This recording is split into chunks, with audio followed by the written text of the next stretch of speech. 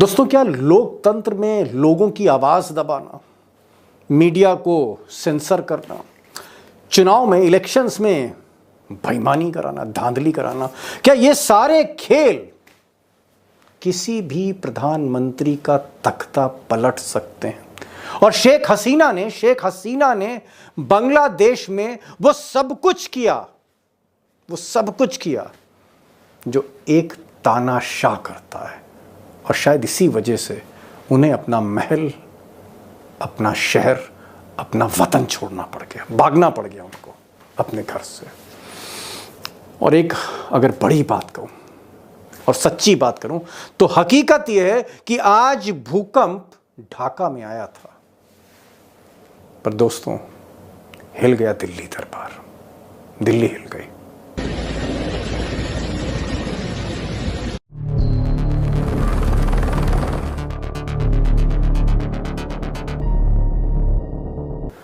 अब दोस्तों, आज का जो वीडियो है, मेरी गुजारिश है ज़रा गौर से देखिएगा, ध्यान से देखिएगा, क्योंकि जो लक्षण, जो बीमारी या जो वायरस आपको पड़ोस में दिख रहा है, वो लक्षण, वो वायरस हमारे यहाँ भी आ सकता है। और जिस तरह पाकिस्तान में जनता सड़कों पर उतर आई, श्रीलंका में जनता सड़कों पर उतर आई, या आज बांग्लादेश में जो कुछ आपने देखा, प्रधानमंत्री के आवास पर कब्जा, सड़कों पर लोग, सेना झुक गई। ऐसी नौबत हमारे यहां ना आए, ईश्वर से मेरी यही प्रार्थना है, ऐसा ना हो, भले ही कुछ लक्षण दिख रहे हों।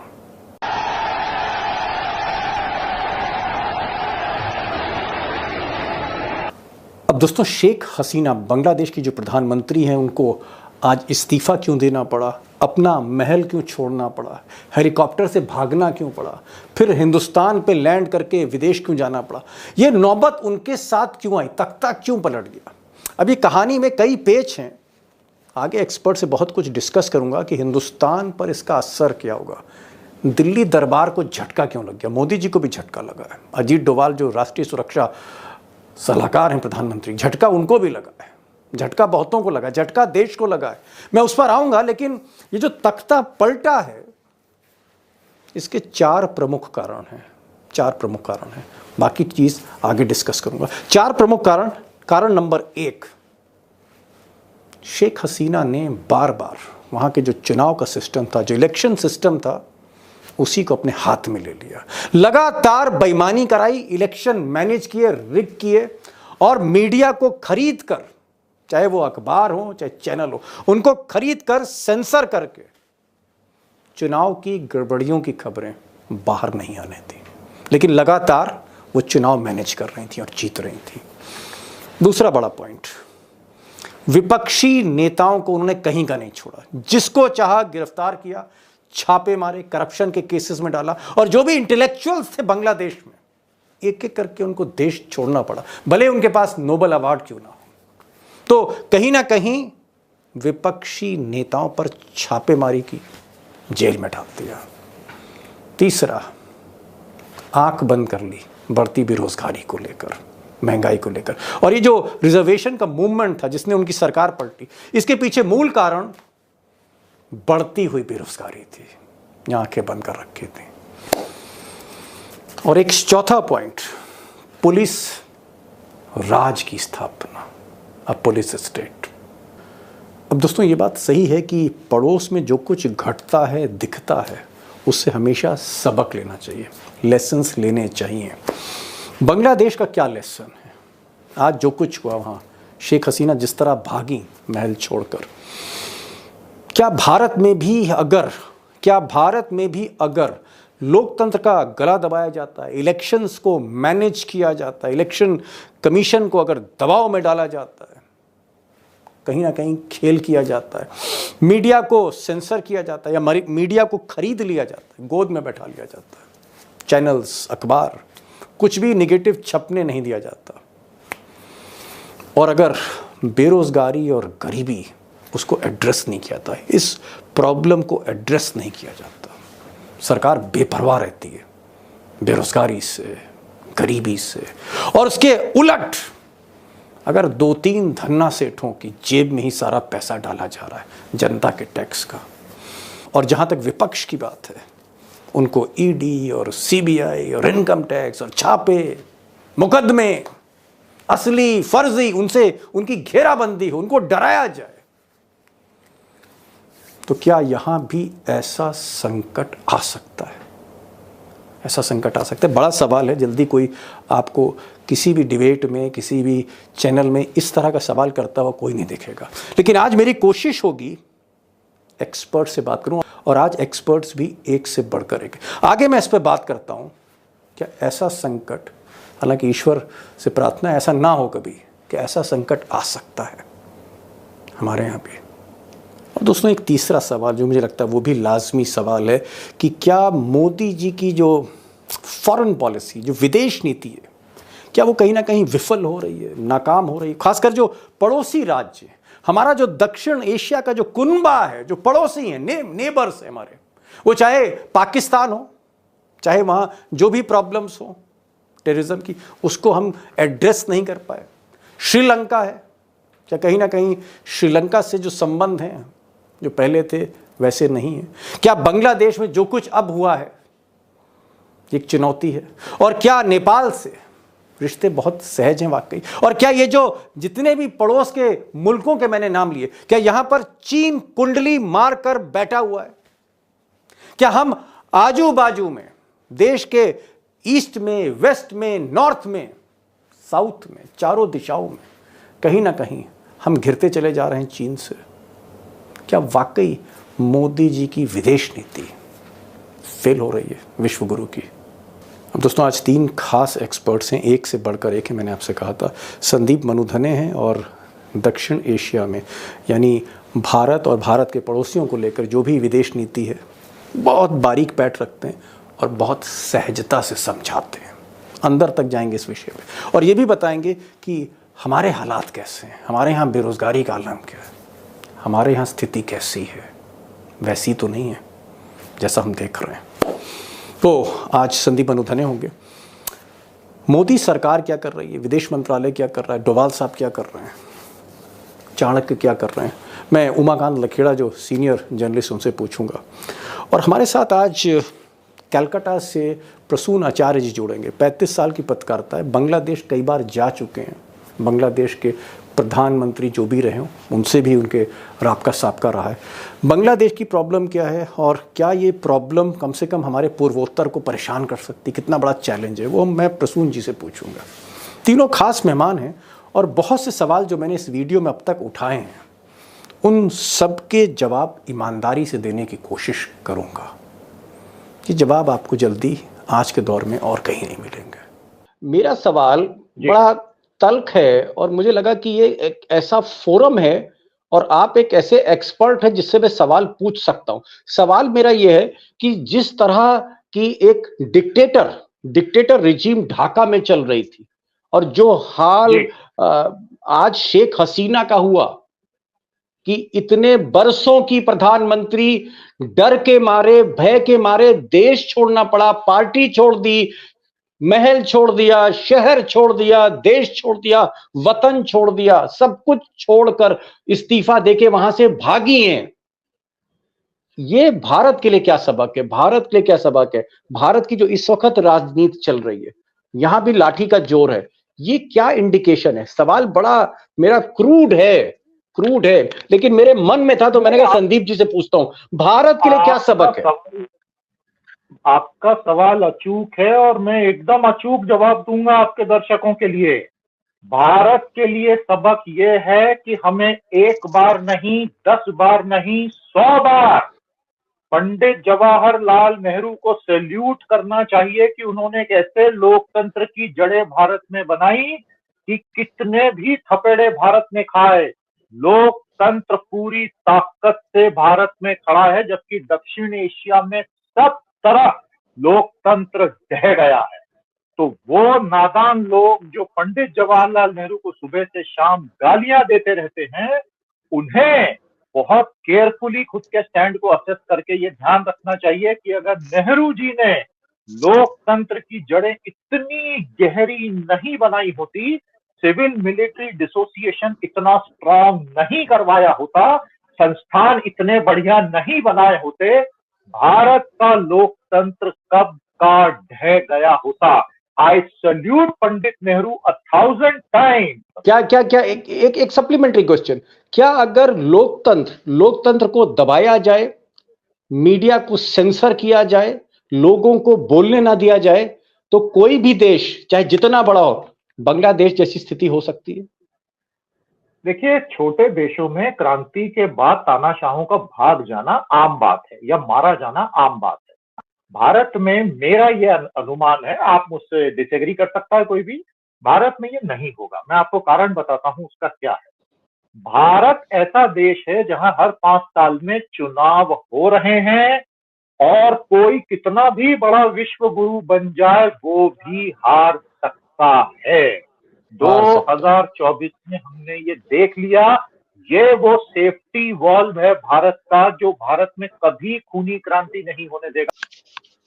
मैं लखेड़ा साहब के पास जाना चाहूंगा और उसके बाद मैं प्रसून आचार्य जी के पास जाऊंगा, जो हमारे साथ कलकत्ता से जुड़े हैं, बांग्लादेश की सियासत को बरसों से समझ रहे हैं, उनसे भी मैं बात करूंगा। लेकिन लखेड़ा साहब, संदीप जी ने अभी कहा कि भाई सिस्टम में चेक एंड बैलेंस है हमारे यहाँ, कि इलेक्शन कमीशन कुछ गलती कर दे तो सुप्रीम कोर्ट ठीक कर देता है, सुप्रीम कोर्ट कुछ गलती करे तो संसद ठीक कर देती है, संसद कुछ गलती करे तो मीडिया ठीक कर देती है, मीडिया में अगर अखबार बिक जाए, चैनल बिक जाए, तो सोशल मीडिया ठीक कर देती है। चेक एंड बैलेंस हमारे देश में अभी तक है आज की तारीख में। लेकिन एक चीज मैं आपसे पूछना चाहूंगा कि क्या भारत 2014 के बाद पाकिस्तान से हमारे बातचीत बंद है, श्रीलंका को महंगाई और बेरोजगारी ने डस लिया, नेपाल की हालत अच्छी नहीं है, चीन की तरफ ज्यादा नेपाल झुका हुआ है, और बांग्लादेश जो हमारा एकमात्र बड़ा मित्र था, वहां आपने देखा कि आज लोकतंत्र का जो हाल हुआ है कि प्रधानमंत्री के घर पे कब्जा हो गया, संसद में छात्र वहां बैठे हुए हैं,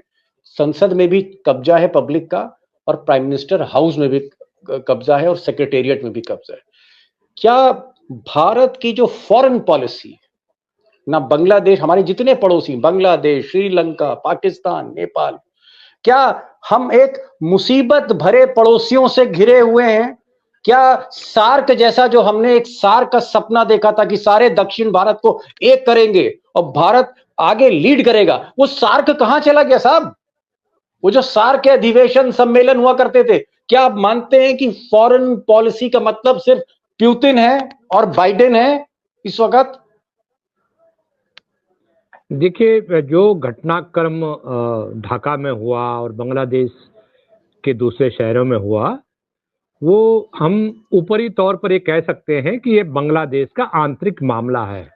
लेकिन इसके जो एपिक सेंटर्स हैं, जो भूकंप के जो केंद्र हैं, साउथ एशिया में भारत बड़ा भारी मुल्क है और इसका भूकंप का जो केंद्र है, भले ही बांग्लादेश रहा हो, ढाका रहा हो, लेकिन इसके भूकंप के झटकों से भारत की सरकार और मोदी सरकार बुरी तरह हिल गई है। इसलिए कि साउथ एशिया में 2021 में अफगानिस्तान में तख्ता पलट हुआ, वहां क्या हालत हुई आपको सब पूरे देश ने देखा। पाकिस्तान में जो उथल पुथल है वो हो ही रही है, अनरेस्ट है, सोशल अनरेस्ट है। श्रीलंका में तो क्या बदहाली हुई, वहां की इकोनॉमी गर्त में चली गई। और उन्हीं पॉलिसीज को अडॉप्ट करके जो पॉलिसी भारत में क्रोनिक कैपिटलिज्म की जो पॉलिसी मोदी सरकार के रिजिम में, ये नहीं कह रहा हूं कि पहले नहीं अपनाएंगे, पहले भी अपनाई गई, उसको न्यू इकोनॉमिक पॉलिसीज के बाद वो लगातार उसको उस रूट को फॉलो किया जाता रहा। लेकिन इतनी क्रूरता से, क्रूअल क्रोनिक कैपिटलिज्म का जो एक बिसात पिछले 10 साल से बिछी है, उसकी जो अनरेस्ट हुई है कि चंद पूंजीपति को आपने देश के रिसोर्सेस सौंप दिए, और उन रिसोर्सेस के बाद जो दूसरे समाज के तबके, यूथ है, पढ़ाई है, लिखाई है, रोजगार है, किसान है, महिलाएं, महंगे और तमाम तरह के दूसरे फैक्टर्स हैं जो एक इकोनॉमी के लिए बहुत महत्वपूर्ण होते हैं।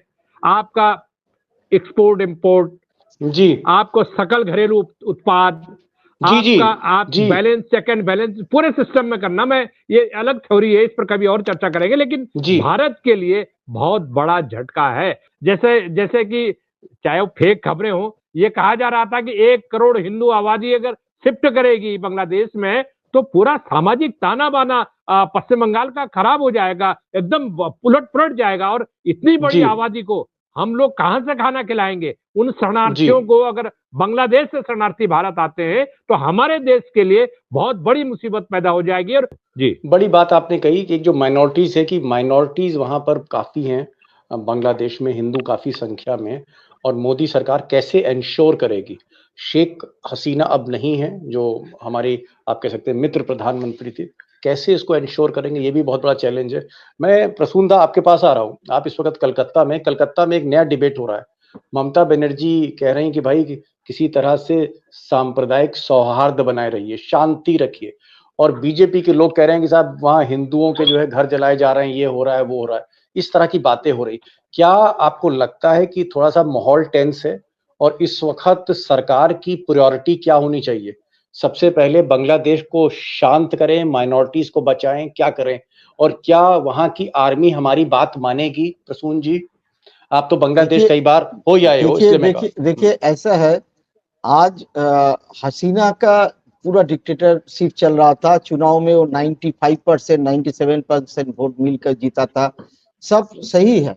लेकिन हसीना का रिजीम में बांग्लादेश में जो 2 करोड़ हिंदू आबादी है, वो थोड़ा उसका सिक्योरिटी मिल रहा था। और दुर्गा पूजा जो होता है, ममता बनर्जी हर दुर्गा पूजा में जो पैसा देता है वो बांग्लादेश से ही वो सीखा है, वो चावल देता है और हर हिंदू सुरक्षित था।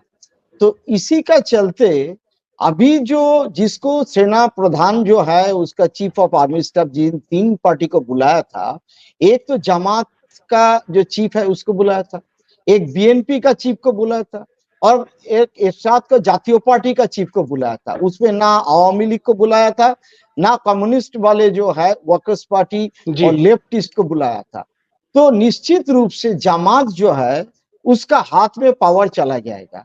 और अभी हमको याद है जब बीएनपी और जमात में बांग्लादेश में सत्ता पे कायम हुआ था तो बांग्लादेश से हिंदुओं का ऊपर अत्याचार ज्यादा हो रहा था और दुर्गा पूजा बंद हो चुका था। उस समय सिर्फ बंगाल का बॉर्डर नहीं, आसाम का बॉर्डर है, उधर त्रिपुरा का बॉर्डर है, बांग्लादेश का तीनों तरफ जो है, एक तो पश्चिम बंगाल है, मेघालय है, असम है और त्रिपुरा है, तीनों जगह हिंदू इन्फिल्ट्रेशन हुआ था।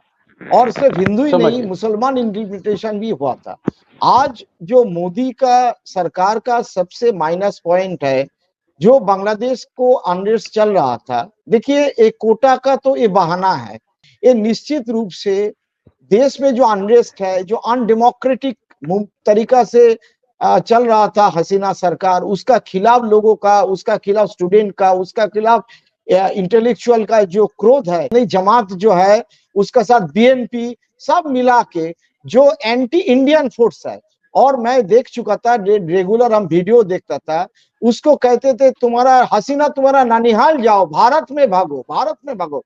जो माने 10-15 दिन पहले जो लोग मार्च कर रहा था उसका एक ही कहना था, भारत एंटी इंडियन स्लोगन चल रहा था, कंटिन्यूअस।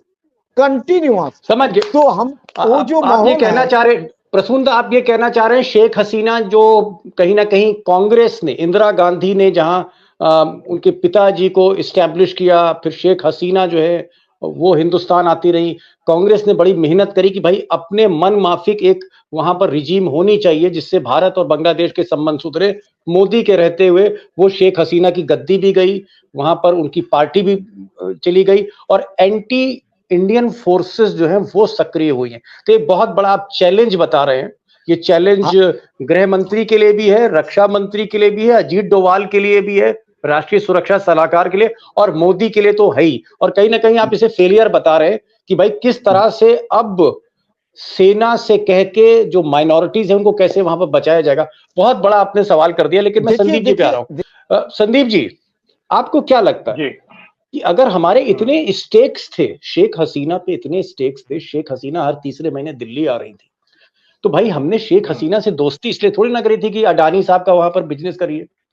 हमने शेख हसीना से इसलिए थोड़ी ना मित्रता करी थी कि भाई हमारे यहाँ से कुछ बिजनेसमैन जा रहे हैं, इनका इंटरेस्ट देखिए। हमने शेख हसीना से इसलिए दोस्ती करी कि भाई वहां पर हिंदुस्तान और बांग्लादेश के संबंध अच्छे हो, नेशनल इंटरेस्ट जो है वो हमारा प्रोटेक्ट हो। आपको लगता है कि अगर इतने अच्छे संबंध थे तो भारत को सलाह देनी चाहिए थी शेख हसीना को कि भाई इलेक्शन ठीक तरह से कराओ, इलेक्शन में भले ही 30-40 सीटें तुम्हारी कम हो जाए लेकिन डेमोक्रेसी को वहां रिस्टोर करो। भारत को क्या एडवाइस नहीं देनी चाहिए थी? अगर भारत भी एक भाईचारे का रिश्ता निभा रहा है बांग्लादेश से, क्या भारत को सजेस्ट करना चाहिए था? क्योंकि भारत को पता होना चाहिए था कि शेख हसीना जिस दिन हटेंगी या उनको देश छोड़ना पड़ेगा उसका नुकसान हिंदुस्तान को होगा। आपने मुझसे सवाल पूछा कि क्या भारत को उन्हें सही सलाह नहीं देनी चाहिए थी। मेरा ऐसा मानना है दीपक जी कि भारत ने बैक चैनल से शेख हसीना को समय समय पे वार्निंग्स दी होंगी, लेकिन एक सीमा होती है दीपक जी जिसके आगे जाके आप किसी भी तथाकथित मित्र देश के भी प्रधानमंत्री या राष्ट्रपति को एडवाइस एक स्टेज के आगे नहीं कर सकते। वो फिर आपसे मिलना ही बंद कर देंगे, क्योंकि अल्टीमेटली ये उनका इंटरनल मैटर है। इसीलिए 2 बार के समझ गया, शेख हसीना है वो मध्य प्रदेश की मुख्यमंत्री मोहन यादव या भजनलाल शर्मा नहीं है, ये कहना चाह रहे हैं आप? बिल्कुल, इसीलिए प्रधानमंत्री मोदी ने हर बार उनको बधाई भी दी, हालांकि अंदर ही अंदर उनको पता था कि कितना बड़ा फर्जीवाड़ा चल रहा है। अब अमेरिका लगातार शेख हसीना को डिस्टेबलाइज करने की फिराक में रहा है। उसके बहुत सारे कारण रहे। अमेरिका एक तरफ पाकिस्तान को पूरा सपोर्ट करता आया है, आज भी कर रहा है। बड़ी विचित्र बात है, अफगानिस्तान में इतनी मार खाने के बाद जी summit for democracy Joe Biden आयोजित करते हैं उसमें पाकिस्तान को बुलाते हैं, शेख हसीना और बांग्लादेश को नहीं बुलाते। क्या ये आपको एक बहुत क्रूर मजाक नहीं लगता कि जो इतनी मुश्किल से एक सेक्युलर सरकार चला रही थी उनको बाइडेन ने बॉयकॉट किया। दूसरा, चाइना ने जिस तरह से वहां पोर्ट्स बनाने का, हथियार सप्लाई करने का काम शुरू किया, उससे अमेरिका नाराज था। तीसरा, रशिया के प्रति शेख हसीना का जो नरम रवैया रहा और अमेरिका के सैंक्शंस का जो उन्होंने खुल के विरोध किया और जो उन्होंने न्यूक्लियर पावर प्लांट के लिए रशिया से इंपोर्ट किया और युआन में पेमेंट किए, अमेरिका इससे भयंकर भड़का हुआ था। तो शेख हसीना की अपनी गलतियां हैं, डेमोक्रेसी को क्रश किया, 300-400 लोगों पे टैंक चढ़वा दी, मतलब मेटाफोरिकली ऐसे तो गोलियां चलाई, ट्रक चढ़ा दिए, और उन्होंने रिजर्वेशन वाले मामले को बहुत गलत ढंग से हैंडल किया। लेकिन अमेरिका का खुल्लम खुल्ला दखल और डिस्टेबलाइज करने की चाल, अगर हम इसको इग्नोर करेंगे तो हमारा डिस्कशन ही अधूरा है। क्या जी सर, जो कुछ अब हुआ है बांग्लादेश में, जो कुछ हो गया वो तो रिस्टोर हो नहीं सकता। क्या चाइना को एक एंट्री पॉइंट मिल गया है?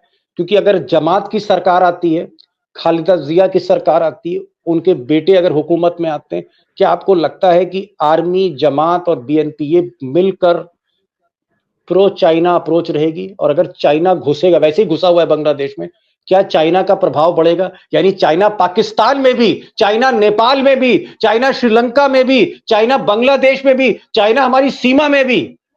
तो डोवाल साहब क्या कर रहे हैं, मोदी जी क्या कर रहे हैं फिर? आप मालदीव भूल गए, अफगानिस्तान भूल गए, मालदीव, चाइना वहां भी है जी। अब जी, तो मोदी जी फिर क्या कर रहे हैं? 56 इनकी छाती क्या कर रही है? मैं ये बताइए मुझे। विश्व की कूटनीति में एक मूल सिद्धांत होता है कि आप अगर अपनी क्षेत्रीय पूरे इलाके में सबसे बड़ी ताकत नहीं बन पाते हैं तो आप एक वैश्विक भू राजनीतिक ताकत कभी नहीं बन सकते। भारतीय होने के नाते मेरा दिल बैठ जाता है जब मैं दक्षिण एशिया की पिछले 10 साल की स्थिति देखता हूं। SAARC, South Asian Association for Regional Cooperation, पूरा यानी दक्षिण पूरा डूब गया। 2015 काठमांडू आखिरी समिट हुई, वो देश जहां भारत का सिक्का चलता था, पूरा दक्षिण एशियाई सहयोग संगठन कोलैप्स हो गया अंडर मोदी जी वॉच। आप अगर दक्षिण एशिया में नंबर 1 नहीं है तो आप विश्व गुरु कैसे बन सकते हैं? लखेड़ा साहब, अगर देखें, मामला तो आरक्षण का था, जैसा प्रसूनदा कह रहे हैं कि आरक्षण तो बहाना था, ये जिस पर सरकार गई शेख हसीना की, रिजर्वेशन, वो तो एक बहाना था। दरअसल बेरोजगारी इतनी ज्यादा थी, अनएम्प्लॉयमेंट इतना तेजी से बढ़ा बांग्लादेश में और महंगाई बढ़ी कि ये जो फ्रस्ट्रेशन था यूथ का, वो अनएम्प्लॉयड यूथ थे जो शेख हसीना के महल में घुस गए, संसद में घुस गए, उसमें से 300-400 को गोली पड़ गई छाती पे। ये जो बेरोजगारी है, यही बेरोजगारी का ट्रेंड हमने श्रीलंका में देखा, बेरोजगारी, महंगाई, यही बेरोजगारी हम आज पाकिस्तान को तबाह होते हुए देख रहे हैं। भारत के लिए बेरोजगारी कितना बड़ा चैलेंज है, और क्या बेरोजगारी मोदी जी के लिए खतरे की घंटी बज रही है? क्या एक अलार्म है बेरोजगारी मोदी के लिए?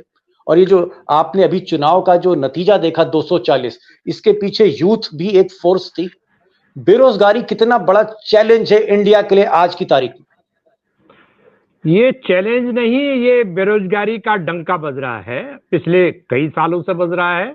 उस पर ध्यान हटाने की चेष्टाएं हो रही हैं, कोशिशें हो रही हैं, और आज हमारी इकोनॉमी जो भुगतान संतुलन से लेकर के, और जो हमारा जो आर्थिक चक्र होता है, डिमांड एंड सप्लाई, मार्केट में डिमांड ही नहीं है, जब डिमांड ही नहीं है सप्लाई कहां से करोगे? सप्लाई नहीं करोगे तो प्रोडक्शन की जरूरत क्या है?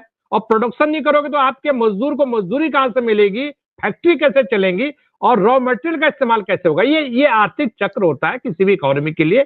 भारत के संदर्भ में बहुत ज्यादा इसके मीनिंग्स हैं। और भारत में भी जनवरी में चुनाव हुआ बांग्लादेश में, और धांधली हुई। हमारे यहाँ भारत सरकार के ऑब्जर्वर वहां गए थे, कई लोग गए थे जिनको हम भी जानते हैं। देखिए, हालत यह है कि वही धांधली उसी पैमाने की, और उससे भी वर्ष धांधली भारत के इलेक्शंस में हुई, और सारे सामने आ रही है। मैं कोई ब्रेकिंग न्यूज नहीं दे रहा हूं, सारे आंकड़े सामने आ रहे हैं कि जो पोल हुआ, पोल कुछ और हुआ, और गिनती में 3-4-5 करोड़ वोट बढ़ गए। तो ये जो चीजें होती हैं, ये ट्रिगर पॉइंट होता है, ये फुलझड़ी होती है, एक छोटी सी आग लगती है और वो एक पूरे जंगल, पूरा शहर, पूरे देश को तबाह करती है। ऐसा लगता है कि मोदी सरकार, क्योंकि वो एक टैक्टिक्स अपनाती है ध्यान बटाने का, लोगों को धर्म कर्म में झुका दो, लोगों को कांवड़ यात्रा में झुका दो, लोगों को फूल बरसा दो, लोगों को इधर कर दो, उधर कर दो।